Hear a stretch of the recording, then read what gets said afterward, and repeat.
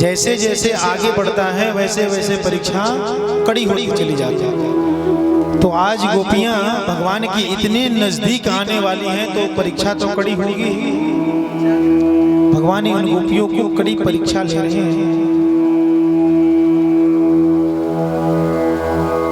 हर प्रकार से जब भगवान ने उन गोपियों को परीक्षण कर लिया तब भगवान समझ गए कि इनके अंदर किसी भी संसार के वस्तु की कामना शेष नहीं है। तब भगवान ने उन गोपियों से कहा, क्यों आई हो? सभी गोपियों ने कहा, प्रभु आज आप अपने इस रूप का, सौंदर्य का हमें रसास्वादन करा दीजिए।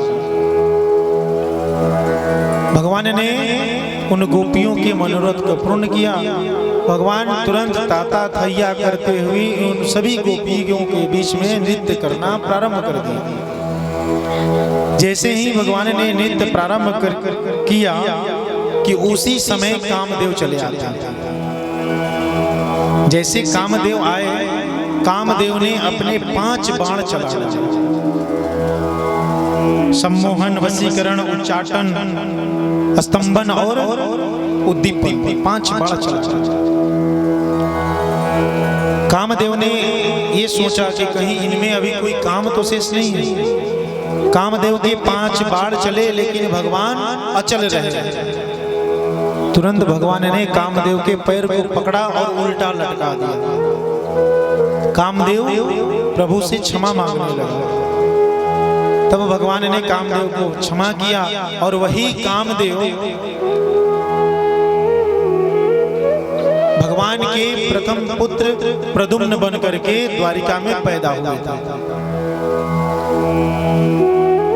नाचते हुए सभी गोपियों को ये अभिमान होने लगा, देखो देखो ये कैसे हमारे इशारों पर नाच रहा है। जैसे हम नचा रही हैं वैसे ही ये नाच रहा है। सभी गोपियों को अभिमान होने लगा, लेकिन एक गोपी को मान हुआ। जिस गोपी को मान हुआ उस गोपी को लेकर के प्रभु अंतर ध्यान हुआ।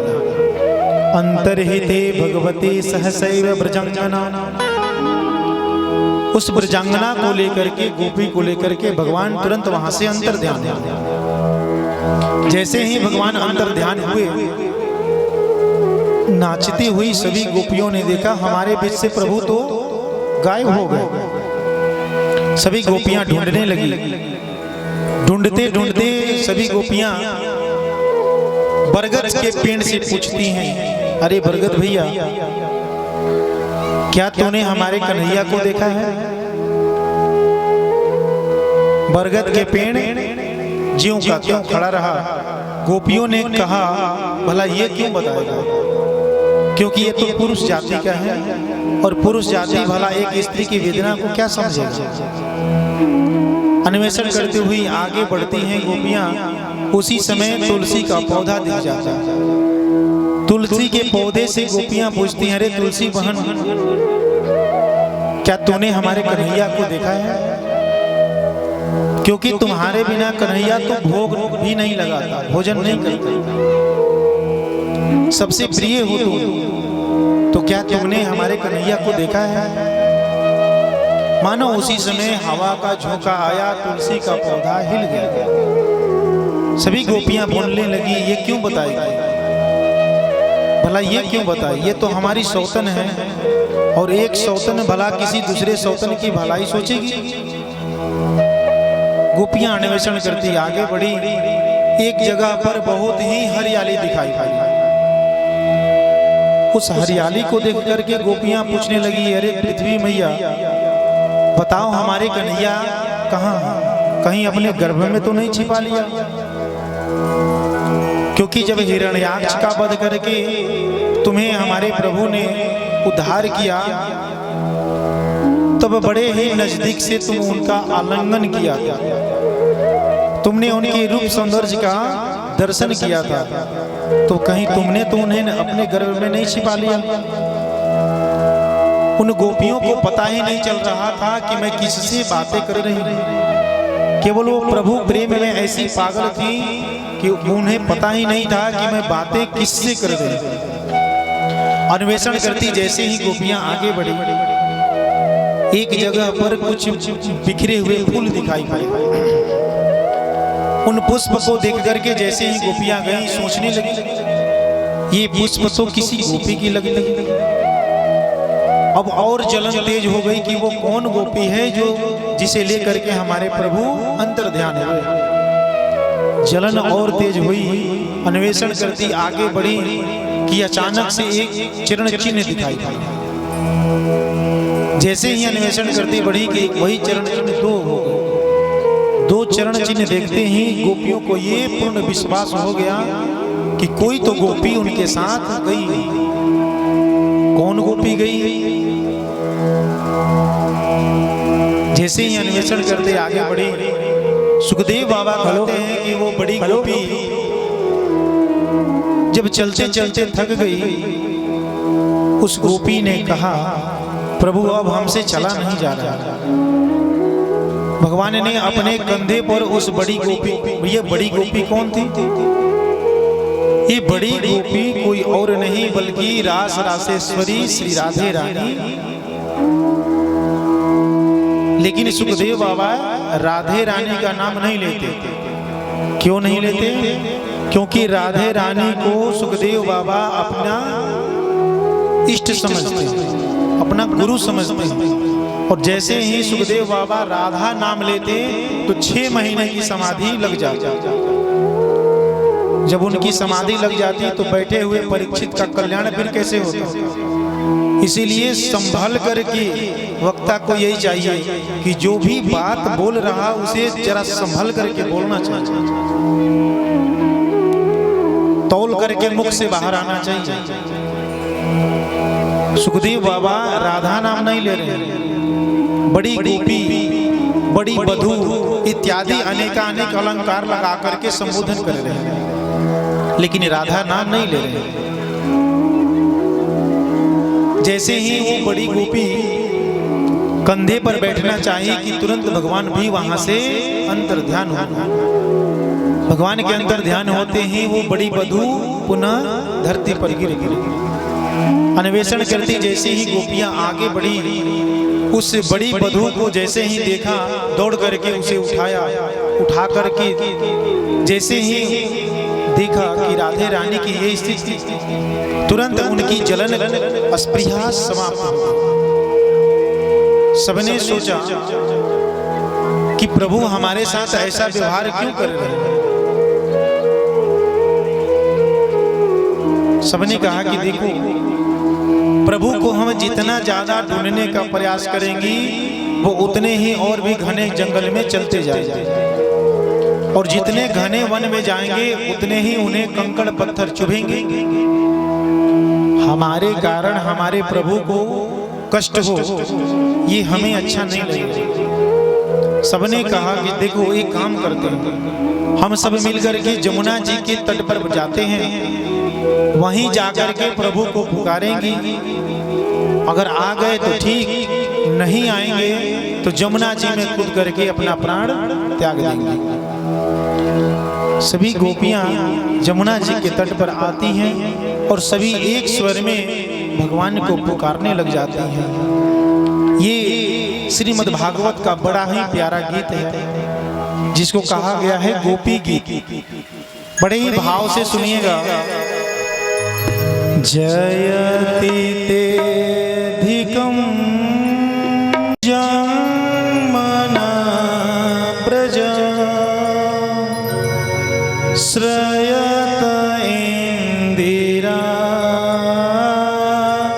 शाश्वतत्रहि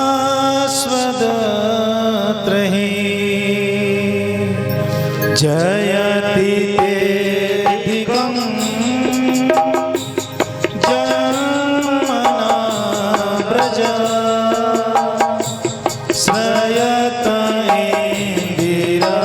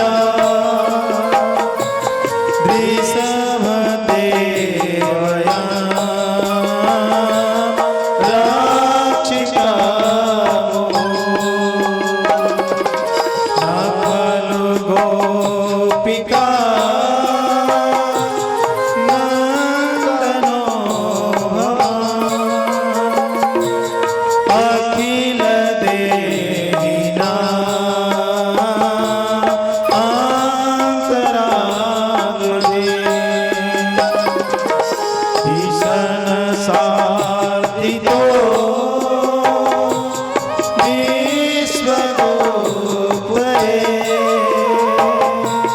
सखा देना सात्वतांकुले जयति तेधिका जन्मना प्रजा श्रयत इंदिरा शाश्वत रही जयति तेधिकं जन्मना प्रजा श्रयत इंदिरा शाश्वत रही श्रयत इंदिरा शाश्वत रही जयति तेधिकं जन्मना प्रजा श्रयत इंदिरा शाश्वत रही शाश्वत रही शाश्वत रही शाश्वत रही। सभी गोपियों ने एक स्वर में जब प्रभु को पुकारा, फिर भी भगवान नहीं आए। जब भगवान नहीं आए तो सभी गोपियां सोचने लगी कि हमारे इस पुकार पर भी हमारे प्रभु नहीं आए, हमारे भगवान इतने निष्ठुर हो गए। जब से हमारे प्रभु वैकुंठ छोड़ करके ब्रज में आए हैं, तब से ब्रज की महिमा वैकुंठ से भी अधिक हो गई। क्योंकि वैकुंठ में जब बड़े बड़े धर्मात्मा पंच भौतिक शरीर का त्याग करके जब जाते हैं, प्रभु का दर्शन पाने के लिए लंबी लंबी कतारें लगाते हैं, तब जाकर के हमारे प्रभु का दर्शन होता है। और वैकुंठ को छोड़ करके जब ब्रज में आए तो ब्रज में भगवान चलते फिरते खाते पीते गैया चराते कभी भी किसी को दर्शन दे देते। लाइन लगाने की आवश्यकता नहीं है, फिर भी भगवान हमें दर्शन देने के लिए जब पधारे हैं तो फिर हमें दर्शन से वंचित क्यों कर दें? आज हमें भगवान दर्शन क्यों नहीं दे रहे हैं? भगवान ने कहा कि तुम एक बार जो मेरा हो जाए, मैं हर प्रकार से उसी का हो जाता। हर प्रकार से हम आपकी हो गई, सब कुछ त्याग करके आपके पास आए और आपने हमें ही त्याग कर दिया। ऐसा स्वभाव तो आपका था ही नहीं। ऐसे स्वभाव के कारण तो लगता है कि आप जसोदा मैया के पुत्र है ही नहीं, क्योंकि जसोदा मैया का लल्ला इतना निष्ठुर हो ही नहीं सकता। वो तो बड़ा ही प्रेमी था, शांत स्वभाव का था, भावुक, किसी से किसी के कष्ट को वो सहन नहीं कर पाता। और आज हम रोकर के पुकार रहे हैं, फिर भी आप नहीं आ रहे। सुना है कि आप भक्तों के कल्याण करने के लिए आए, तो क्या यही कल्याण का मार्ग है? किसी को रुला देना, किसी को अपने विरह की अग्नि में तड़पाना, क्या यही कल्याण का मार्ग है? प्रभु ऐसे नहीं होगा। गोपियां अपने उन पलकों को भी डांटती हैं, ऐ पलक, ऐ ब्रह्मा जी, तुमने इस पलक को क्यों बनाया? क्योंकि जब हम लोग भगवान का दर्शन करते हैं तो जब ये पलकें गिरती हैं तो हमारे दर्शन करने में ये पलकें भी व्यवधान डालती हैं। हे ब्रह्मा, तुझे ये पलक नहीं बनानी चाहिए।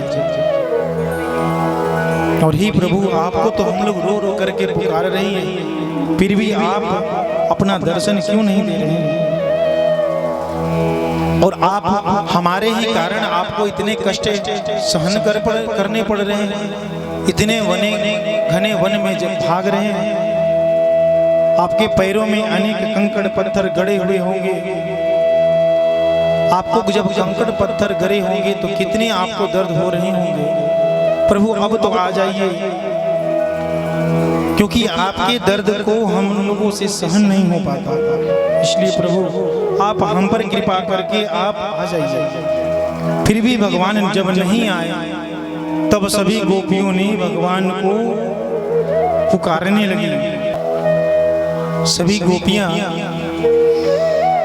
सोचने लगी, प्रभु आज आप हमें क्यों बिसरा रहे हैं। तो सभी गोपियां प्रभु को बुलाने के लिए एक स्वर में पुकारने लगी, हरे कान्हा क्यों दियो बिसरा।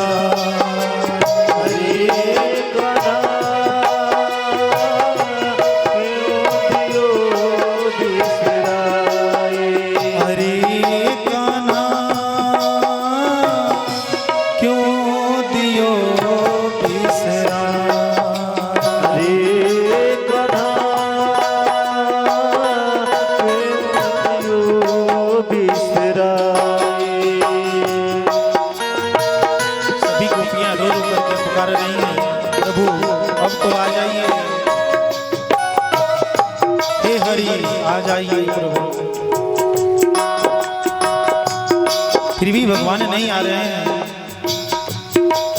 जब प्रभु को पुकारते प्रभु नहीं आए तो गोपियों की व्याकुलता और बढ़ गई।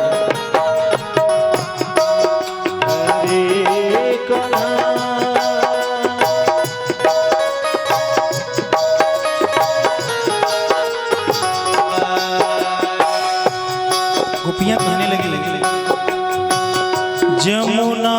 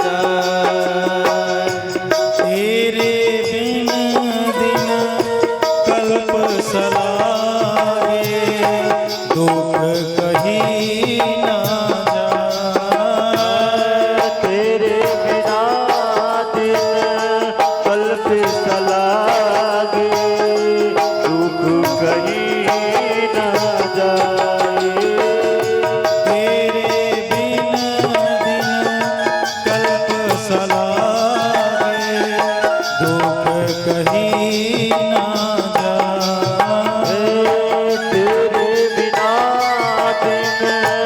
अल्प सलागे दुख कहीं ना जाए। हे गिरधारी मदन मुरारी, हे गिरधारी मदन मुरारी, प्राण निकल ना जाए। हरे कना क्यों दियो बिसरा, हरे गणा क्यों दियो बिसराए। हरे कना क्यों दियो बिसरा। हरे गणा क्यों दियो बिसराए। सभी गोपियां रो रो करके भगवान को पुकार रही।